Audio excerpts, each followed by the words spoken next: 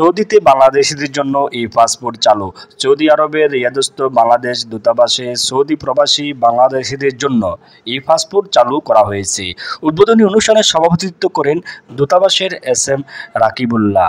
বাংলাদেশ এবং বিদেশস্থ বাংলাদেশ দূতাবাসসমূহ এই পাসপোর্ট আবেদনের প্রক্রিয়া সম্পর্কে ঢাকা থেকে আগত সহকারী প্রকল্প পরিচালক মেজর সুমিরিয়ার সাদিকিন উপস্থিত বাংলাদেশিদের সম্যক ধারণা প্রদান করেন। তিনি বলেন, আবেদনকারীরা 5 বছর বা 10 বছর মেয়াদের জন্য আবেদন করতে পারবেন এবং আবেদনের প্রাপ্তিতে 1 মাসের মধ্যে ই পাসপোর্ট সরবরাহ করা সম্ভব। সৌদি আরবে বাংলাদেশিদের 46তম মিশন হিসাবে ই পাসপোর্ট সেবাটি চালু করা হলো। এই পাসপোর্ট সেবা দেওয়ার জন্য ইতিমধ্যে দূতাবাসে 20টি বুথ স্থাপন করা হয়েছে। এছাড়া দূতাবাস বিভিন্ন শহরে কনসুলার পরিষেবা প্রদানের সময় ই পাসপোর্টের আবেদন করা হবে। ই পাসপোর্টের পাশাপাশি ইলেকট্রনিক ট্রাভেল পারমিট সেবাও দূতাবাস শুরু করা হয়েছে। এছাড়া একজন আবেদনকারীর কাছে প্রথমবারের মতো ইলেকট্রিক ট্রাভেল পারমিট সরবরাহ করা হয়।